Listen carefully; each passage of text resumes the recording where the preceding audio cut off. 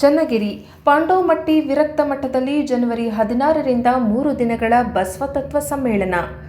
ದಾವಣಗೆರೆ ಜಿಲ್ಲೆ ಚನ್ನಗಿರಿ ತಾಲೂಕಿನ ಪಾಂಡೋಮಟ್ಟಿ ಗ್ರಾಮದ ಶ್ರೀ ವಿರಕ್ತ ಮಠದಲ್ಲಿ ಲಿಂಗೈಕ್ಯ ಸಂಗಮನಾಥ ಸ್ವಾಮೀಜಿ ಅವರ 64ನೇ ಹಾಗೂ ಲಿಂಗೈಕ್ಯ ಚನ್ನಬಸವ ಸ್ವಾಮೀಜಿಗಳ 19ನೇ ವರ್ಷದ ಸ್ಮರಣೋತ್ಸವದ ಅಂಗವಾಗಿ ಜನವರಿ 16ರಿಂದ 18ರವರೆಗೆ 3 ದಿನಗಳ ಭವ್ಯ ಬಸವತತ್ವ ಸಮ್ಮೇಳನ ಆಯೋಜಿಸಲಾಗಿದೆ ಎಂದು ಮಠದ ಪೀಠಾಧಿಪತಿ ಗುರುಬಸವ ಸ್ವಾಮೀಜಿ ಅವರು ತಿಳಿಸಿದರು.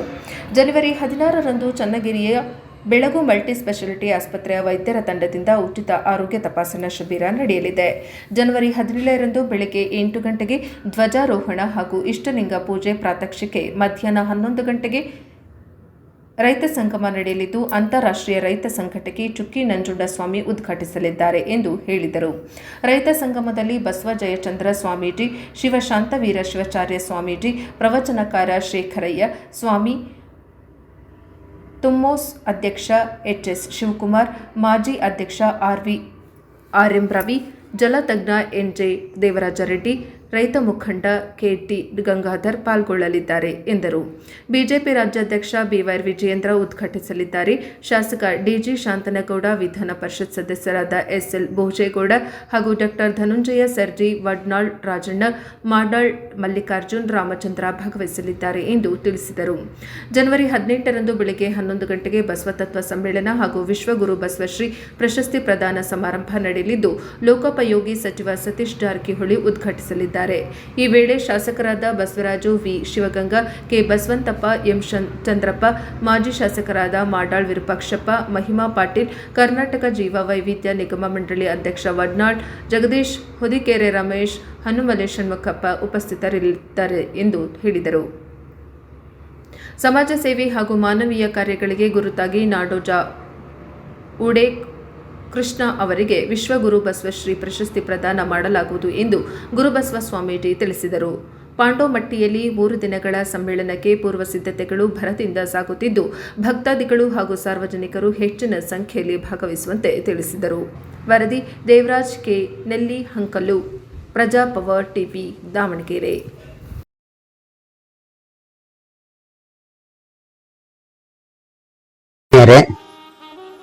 ಎಲ್ಲರಿಗೂ ಶರಣಾರ್ಥಿಗಳು.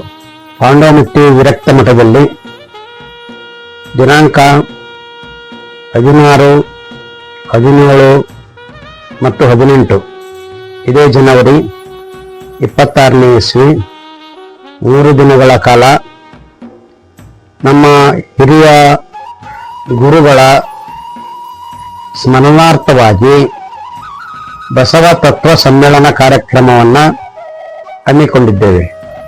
ದಿನಾಂಕ 16ನೇ ತಾರೀಕು ಬೆಳಗ್ಗೆ 10 ಗಂಟೆಗೆ 6 ಜನ ವೈದ್ಯರುಗಳು ಈ ಒಂದು ಆರೋಗ್ಯ ತಪಾಸಣಾ ಶಿಬಿರದಲ್ಲಿ ಪಾಲ್ಗೊಳ್ಳುತ್ತಿದ್ದಾರೆ.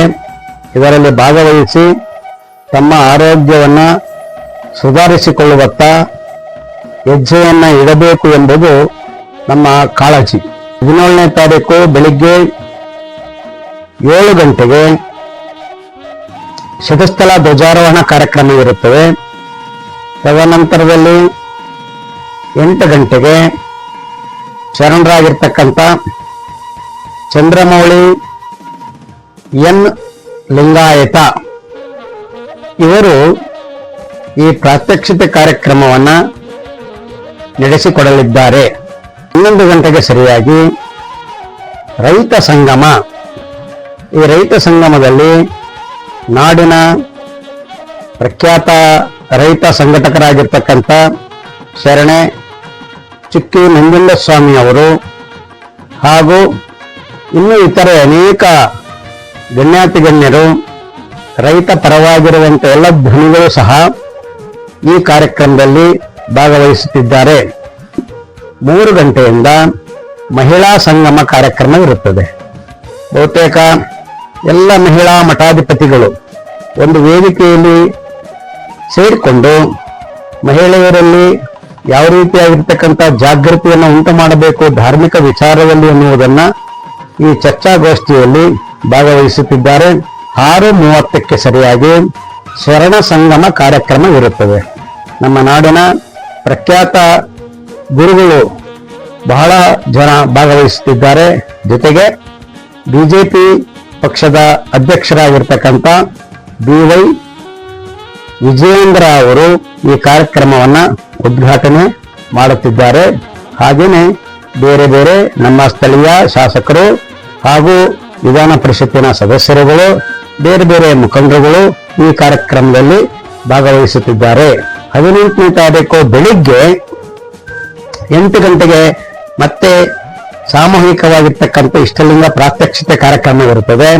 ಅದ ಮುಗಿದ ನಂತರದಲ್ಲಿ 11 ಗಂಟೆಗೆ ಸರಿಯಾಗಿ ನಮ್ಮ ಬಸವ ತತ್ವ ಸಮ್ಮೇಳನ ಹಾಗೂ ಬಸವಶ್ರೀ ಪುರಸ್ಕಾರ ಕಾರ್ಯಕ್ರಮ ಪ್ರಧಾನ ಸಮಾರಂಭ ಇರುತ್ತದೆ.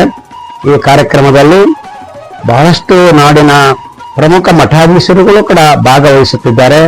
ಹಾಗೆಯೇ ಈ ಕಾರ್ಯಕ್ರಮವನ್ನ ರಾಜ್ಯದ ಲೋಕೋಪಯೋಗಿ ಇಲಾಖೆಯ ಸಚಿವರು, ವೈಚಾರಿಕ ಪ್ರಜ್ಞೆಯುಳ್ಳವರೂ ಆಗಿರುವಂತ ಬುದ್ಧ ಬಸವ ಅಂಬೇಡ್ಕರ್ ಬಗ್ಗೆ ಕಾಳಜಿಯನ್ನು ಇಟ್ಟುಕೊಂಡಿರುವಂತ ಶರಣರಾಗಿರ್ತಕ್ಕಂಥ ಸತೀಶ್ ಜಾರಕಿಹೊಳಿ ಅವರು ಈ ಸಮಾರಂಭವನ್ನ ಉದ್ಘಾಟನೆ ಮಾಡುತ್ತಿದ್ದಾರೆ.